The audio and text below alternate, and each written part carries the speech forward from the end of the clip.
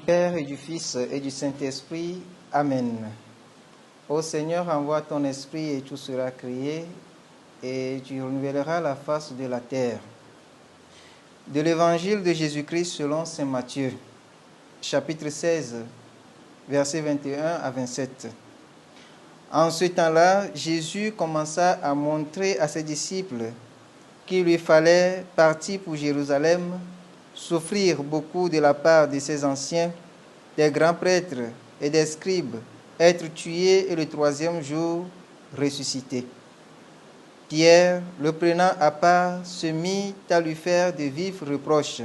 « Dieu t'en garde, Seigneur, cela ne t'arrivera pas. » Mais lui, se retournant, dit à Pierre, « Passe derrière moi, Satan. Tu es pour moi une occasion de chute. Tes pensées ne sont pas celles de Dieu, mais celles des hommes. » Alors Jésus dit à ses disciples, « Si quelqu'un veut marcher à ma suite, qu'il renonce à lui-même, qu'il prenne sa croix et qu'il me suive.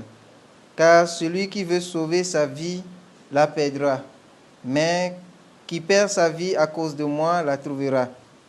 Quel avantage, en effet, un homme aura-t-il à gagner le monde entier si c'est au prix de sa vie?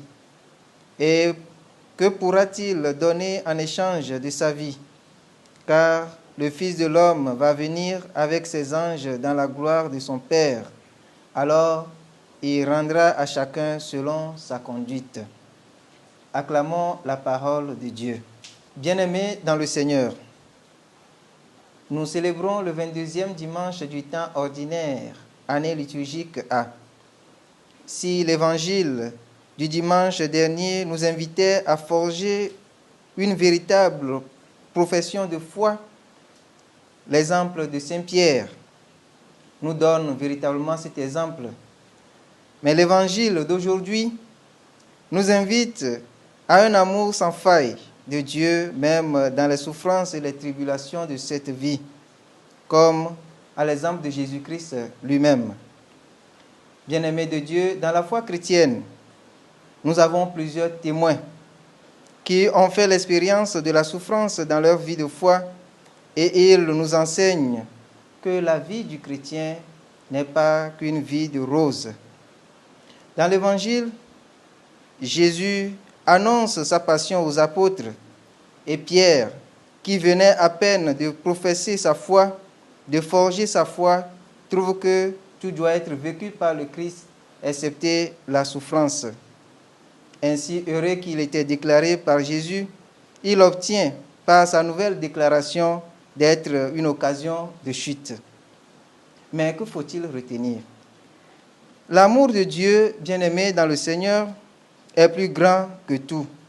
Il faut trouver la force de résister, de supporter les humiliations de ce monde, car c'est au bout de la croix que se trouve la gloire. Et c'est ce que Jésus annonce dans cet évangile. Bien-aimés dans le Seigneur,